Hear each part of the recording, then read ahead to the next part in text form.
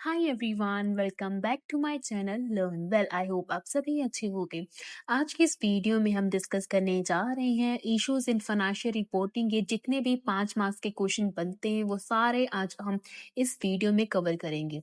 Video start करने से पहले अगर आप इस चैनल पर नए हो या फिर आपने अभी तक मेरे चैनल लर्न वेल को सब्सक्राइब नहीं किया है तो जल्दी जाके इसे सब्सक्राइब कर लीजिए and don't forget to press the bell icon ताकि फ्यूचर वीडियोस का अपडेट टाइमली मिलता रहे।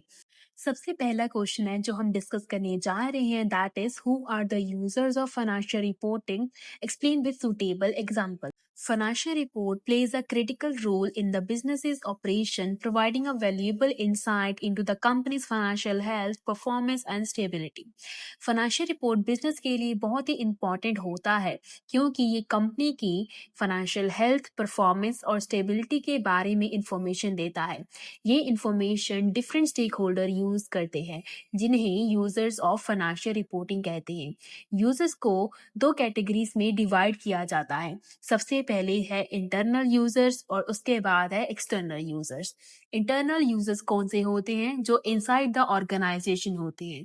ये वो लोग होते हैं जो कंपनी के अंदर होते हैं और डिसीजन मेकिंग के लिए रिपोर्ट्स यूज करते हैं। जैसे कि सबसे पहले इसमें आता है management.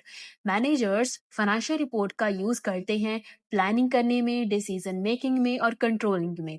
For example, manager profit report दिखाकर डिसाइड करता है कि न्यू ब्रांच ओपन करनी चाहिए या फिर नहीं। B part is employees. Employees interested होते हैं किसमें? जॉब सिक्योरिटी में, सैलरी में और बोनस के लिए। फॉर एग्जांपल, एम्प्लॉय कंपनी के परफॉर्मेंस देखकर सैलरी हाइक डिमांड करते हैं। Next, another type of user is external user, जिसे आउटसाइड द ऑर्गेनाइजेशन भी कहा जाता है। ये वो लोग होते हैं जो कंपनी के बाहर होते हैं और फाइनेंशियल रिपोर्ट्स पर डिपेंड करते हैं डिसीजंस के लिए। इसमें इन्वेस्टर्स, क्रेडिटर्स, लेंडर्स, सप्लायर और कस्टमर्स आते हैं। सबसे पहले इन्वेस्टर्स। इन्वेस्टर्स चेक करता है कंपनी की प्रॉफिटेबल है या फिर नहीं, इन्वेस्ट करना सेफ है या फिर नहीं। फॉर एग्जाम्पल, कोई पर्सन शेयर्स खरीदने से पहले फाइनेंशियल स्टेटमेंट एनालाइज करता है। B part is creditors and lenders. Banks और लेंडर्स डिसाइड करते हैं लोन देना है या फिर नहीं।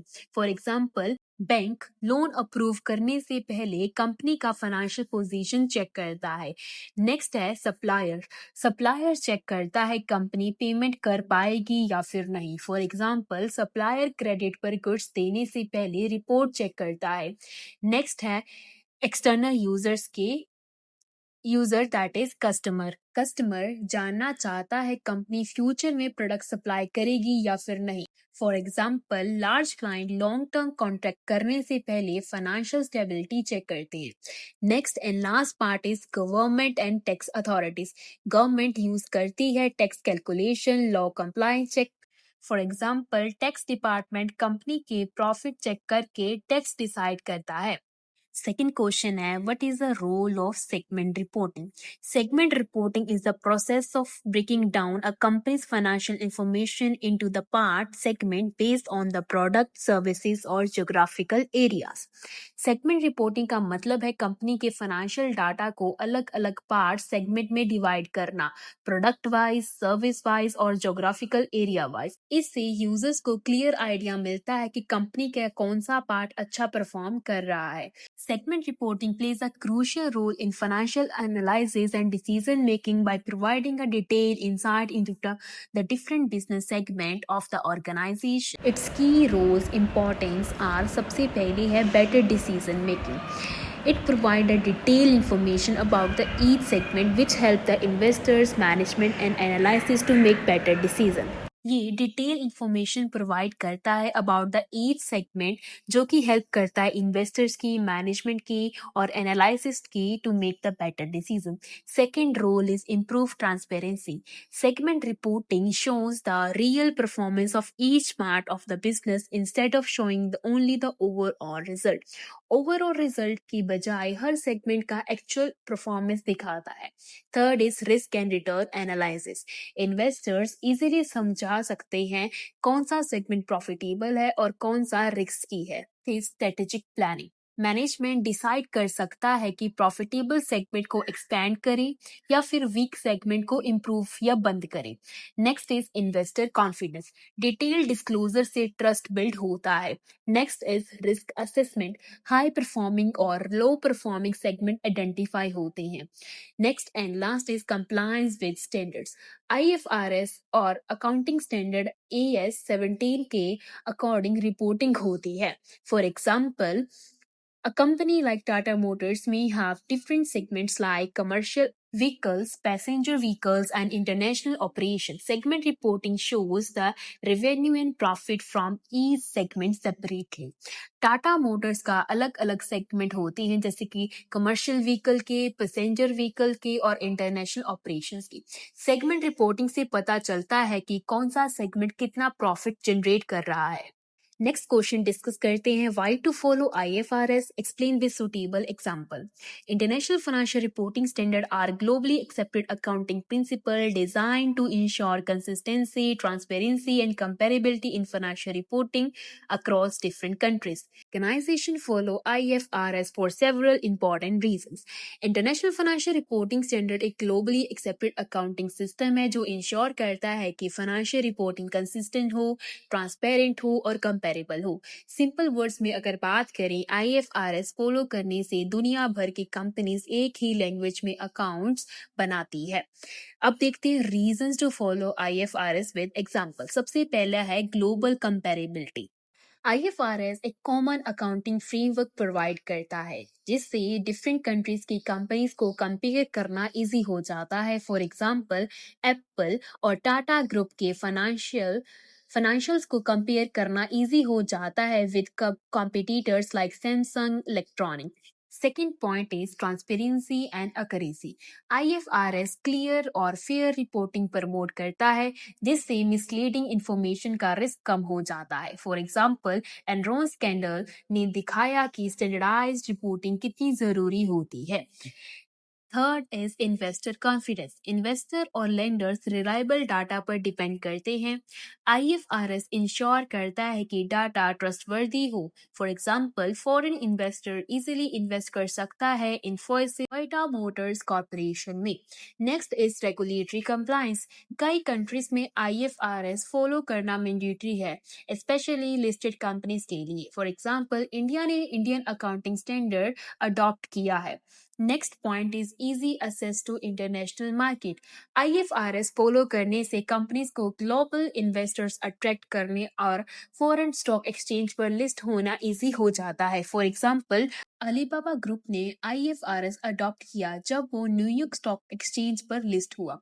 Next is cost efficiency for multinational companies. एक ही अकाउंटिंग सिस्टम यूज करने से मल्टीपल रिपोर्ट बनाने की नीड नहीं होती, जिससे कॉस्ट और टाइम दोनों बचता है। फॉर एग्जाम्पल, नेस्ले को हर कंट्री के लिए अलग रिपोर्ट नहीं बनानी पड़ती।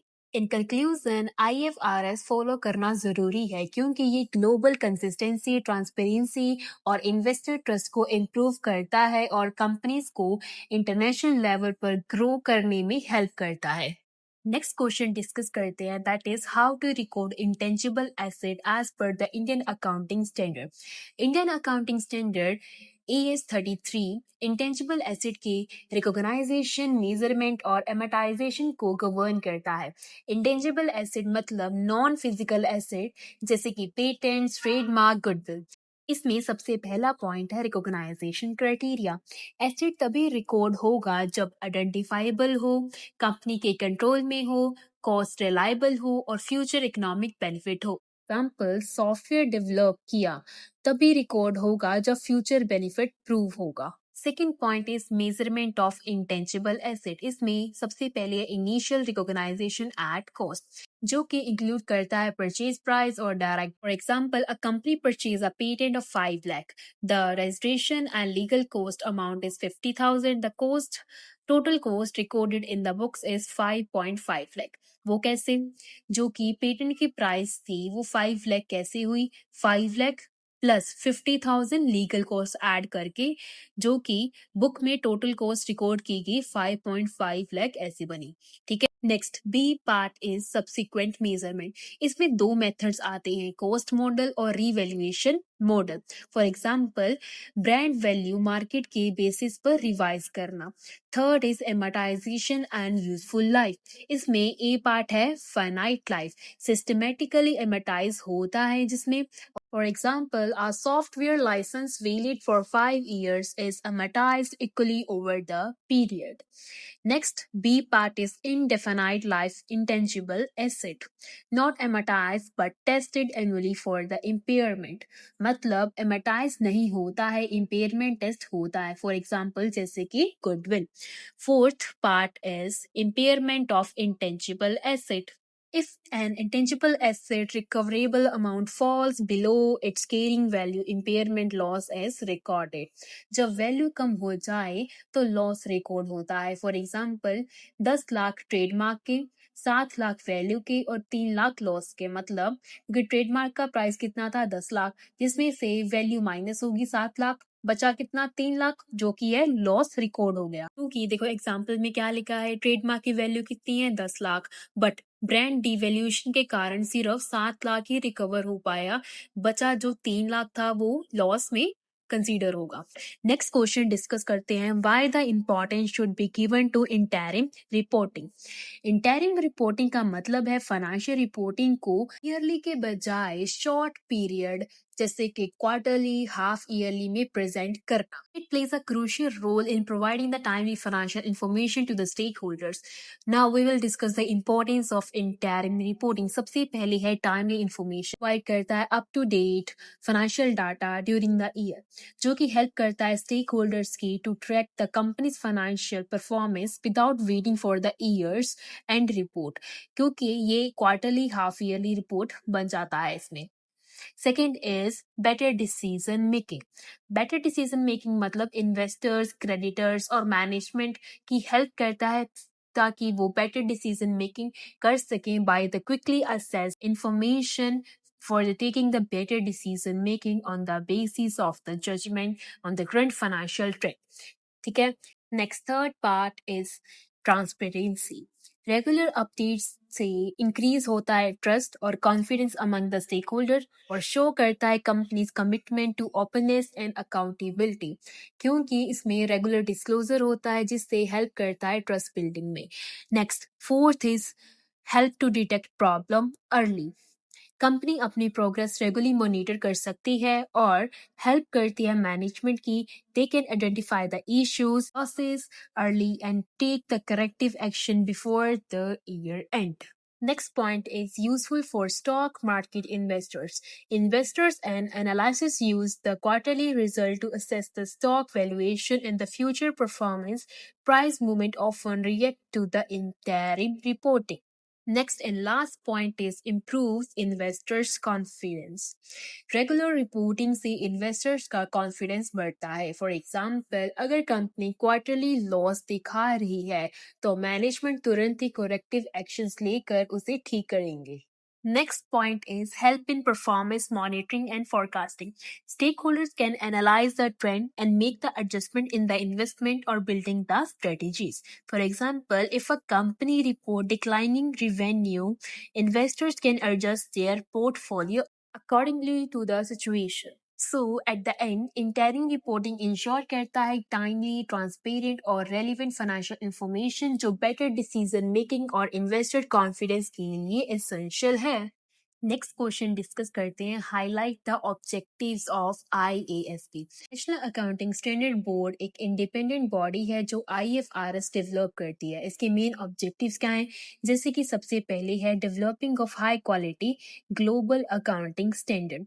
High quality global accounting standard develop करना, जिसमें ट्रांसपेरेंट और कंपेरेबल फाइनेंशियल स्टेटमेंट इंश्योर करना और true and fair value present करना। ठीक है। Second is global convergence promote करना। ये क्या हेल्प करता है इन promoting the global convergence of accounting practices. Different countries के अकाउंटिंग सिस्टम को हार्मोनाइज करना। फॉर एग्जांपल इंडिया, चाइना और EU ने IFRS अलाइन किया है।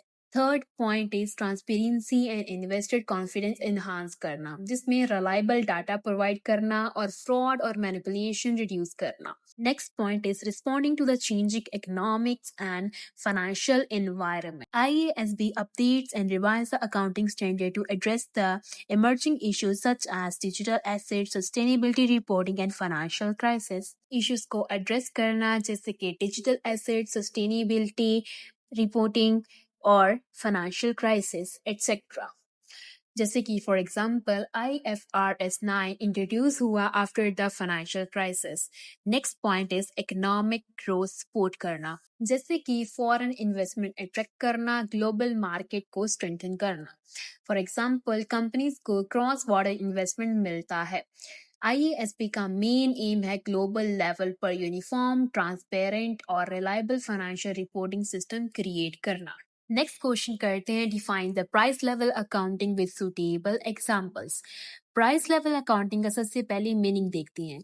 प्राइस लेवल अकाउंटिंग एक मेथड है जिसमें फाइनेंशियल स्टेटमेंट को इन्फ्लेशन के अकॉर्डिंग एडजस्ट किया जाता है, क्योंकि टाइम के साथ मनी की परचेसिंग पावर चेंज होती रहती है. अब देखते हैं डेफिनेशन. प्राइस लेवल अकाउंटिंग एक ऐसी टेक्निक है जिसमें कंपनी की परफॉर्मेंस को इन्फ्लेशन एडजस्ट करके मेजर किया जाता है. अब बात करते हैं objectives of price level accounting. सबसे पहला ऑब्जेक्टिव है ट्रू प्रॉफिट और लॉस दिखाना. सेकंड ऑब्जेक्टिव है ट्रू फाइनेंशियल पोजीशन शो करता है. थर्ड ऑब्जेक्टिव है रिलायबल रिकॉर्ड प्रोवाइड करना. And last is fix asset की रियलिस्टिक वैल्यू दिखाता है. अब देखते हैं methods of price level accounting. Price level accounting के बेसिकली 3 मेथड है. Current purchasing power method, current cost accounting method, hybrid method, जो कि मिक्सचर है CPP का और CCA का. किसका? करंट परचेसिंग पावर मेथड का और करंट कॉस्ट अकाउंटिंग मेथड का. ठीक है, अब एग्जाम्पल देखते हैं. A company purchase equipment for 50,000 in 2015 when the consumer price index CPI was 150. Current price index क्या है? 2025 the current price index is 300. अब कैलकुलेशन करते हैं विद द फॉर्मूला. फॉर्मूला क्या है? Conversion factor equals to current price index divide by previous या फिर historical current price index. Current price index क्या है? 300. हिस्टोरिकल प्राइस क्या है? 150. इसको डिवाइड करके हमारे पास आंसर क्या है कन्वर्जन फैक्टर का? 2. अब एडजस्टेड वैल्यू क्या है? 50,000 जो कि हिस्टोरिकल कॉस्ट बन गई है, उसको मल्टीप्लाई करेंगे 2 के साथ. तो 50,000 इंटू 2 हमारे पास आंसर आया 1 lakh. The equipment value adjusted for the inflation is now 1 lakh, reflecting the increase cost of replacing the asset. तो चलिए नेक्स्ट क्वेश्चन करते हैं, that is why is global convergence of accounting standard required. The global convergence of accounting standard means bringing together the different national accounting standard into a single set of high quality international standards such as IFRS. The goal is to make the financial reporting consistent and comparable worldwide. Global convergence का मतलब है कि different countries के accounting standards को एक common set जिससे कि IFRS में लाना, ताकि दुनिया भर में फाइनेंशियल रिपोर्टिंग यूनिफॉर्म हो सके. अब बात करते हैं इंपॉर्टेंस ऑफ ग्लोबल कन्वर्जेंस. सबसे पहला पॉइंट है इम्प्रूव कंपेरेबिलिटी. डिफरेंट कंट्री की कंपनीज को इजिली कंपेयर किया जा सकता है. फॉर एग्जाम्पल इंडिया की कंपनी और यूके की कंपनी दोनों अगर IFRS फॉलो करें तो इन्वेस्टर इजीली कंपेयर कर सकते हैं. Second point is increase transparency and trust. Common standard जिससे क्लियर और रिलायबल फाइनेंशियल स्टेटमेंट मिलती है, जिसका रिजल्ट होगा इन्वेस्टर का कॉन्फिडेंस बढ़ता है. Third point is encourage cross border investment. Investors are more willing to invest in foreign companies when the financial report follows the familiar global standard, help the companies to raise capital in international market. Foreign investors ज़्यादा comfortable feel करते हैं invest करने में. ठीक है, companies को international market से capital मिलता है. Fourth point is reduce cost for multinational companies. Companies operating in multiple countries can prepare a one set of financial statement instead of reducing duplication and cost. Multinational companies को अलग अलग standards के हिसाब से report बनानी नहीं पड़ती. Time और कॉस्ट दोनों सेव होता है. Next point is support economic globalization. As a business expand globally, consistent accounting standards support smoother international trade and partnership. Global business expansion के लिए यूनिफॉर्म अकाउंटिंग स्टैंडर्ड जरूरी है. Next and last point is better regulation. Regulators easily monitor और compare companies कर सकते हैं. At the last conclusion, global convergence financial reporting को transparent, comparable और रिलायबल बनाता है, जो इन्वेस्टर्स और कंपनीज दोनों के लिए बेनिफिशियल है. नेक्स्ट क्वेश्चन करते हैं, that is economic value added which is known as EVA. सबसे पहले मीनिंग देखते हैं. In financial reporting, economic value added measures a company true economic profit by subtracting the cost of capital from its net operating profit after the taxes. EVA एक measure है जो बताता है कि कंपनी ने एक्चुअल इकोनॉमिक प्रॉफिट कितना generate किया है after deducting the cost of capital. Next is definition. EVA is a financial performance that measures show how much real profit of a company has earned after deducting the cost of capital. कि मतलब एक company ने कितना कमाया after deducting the cost of capital. देखो इस diagram में EVA का फॉर्मूला दिखा रहा है. EVA मतलब economic value added equals to net operating profit after tax minus capital invested into weighted average cost of capital. ठीक है, इसका इंटरप्रिटेशन क्या है? अगर पॉजिटिव EVA है तो कंपनी वैल्यू क्रिएट कर रही है, अगर नेगेटिव EVA है तो कंपनी वैल्यू डिस्ट्रॉय कर रही है. ठीक है, for example, net operating profit after tax is 1 lakh, capital invested 5 lakh, cost of capital is 10%. Then formula apply कर दो. EVA का फॉर्मूला क्या था? Net operating profit after tax minus capital invested into weighted average cost of capital. हमारे पास cost of invested कितनी है? 5 lakh. Multiply करेंगे कॉस्ट ऑफ कैपिटल कितनी परसेंट है? 10%. और net operating profit after tax कितना है? 1 lakh. तो 1 lakh minus 5 lakh into 10%. 5 lakh का 10% कितना होगा? 50,000. तो 1 lakh में से 50,000 माइनस करके हमारे पास आया 50,000. This means that the company create rupees 50,000 in extra value over what investor expected. अब देखते हैं इंपॉर्टेंस क्या है इकोनॉमिक वैल्यू एडेड के. सबसे पहला है कि रियल इकोनॉमिक प्रॉफिट शो करता है. ठीक है, सेकंड है शेयर होल्डर वैल्यू मेजर करता है. थर्ड इज डिसीजन मेकिंग में हेल्प करता है. नेक्स्ट क्वेश्चन करते हैं fair value measurement. Fair value का मतलब है करंट मार्केट प्राइस जिसमें एसेट सेल हो सकता है या लाइबिलिटी सेटल हो सकती है. ये डिफाइंड हुआ है under the IFRS 13 fair value measurement. अब देखते हैं इंपॉर्टेंस क्या है फेयर वैल्यू मेजरमेंट की. सबसे पहला इंपॉर्टेंस है it improves the relevancy, shows the real time value of the asset and liabilities, not outdated historical cost. Current value show करता है updated information. Second point is enhances the comparability. All the companies using the fair value shows the asset based on the market condition, making the comparison easier. Market based value जिससे companies easily compare होती हैं. Third is support better decision making. Investors and stakeholders get a more accurate view of the company's financial health. Investor को real financial position का idea मिलता है. Fourth point is reflect market condition, help the users to understand how much an asset worth in the market today. इसका मतलब ये है कि आज के टाइम में मार्केट के हिसाब से वैल्यू दिखाता है. For example, a company's hold a piece of land bought 10 years ago for 5 lakh. Today, the market value is 15 lakh. Historical cost accounting will show 5 lakh. Fair value measurement will report 15 lakh, the current market price value. Features क्या है इसके? सबसे पहला feature है knowledgeable buyers and seller. Second feature है based on current market price not in historical cost. Next question करते हैं जो कि है current pricing power method. Current pricing power method का सबसे पहले मीनिंग देखते हैं. करंट प्राइसिंग पावर मेथड एक टेक्निक है जो इन्फ्लेशन के इफेक्ट को एडजस्ट करता है फाइनेंशियल स्टेटमेंट में. shows how much the value of the money has changed over the time and stated all the items in the financial statement by using a general price index like the consumer price index. A purpose क्या है इसका? सबसे पहले है to reflect the real value of income, expenses, asset and liabilities. ये show करता है real value income की, एक्सपेंसेस की, एसेट की और लायबिलिटी की।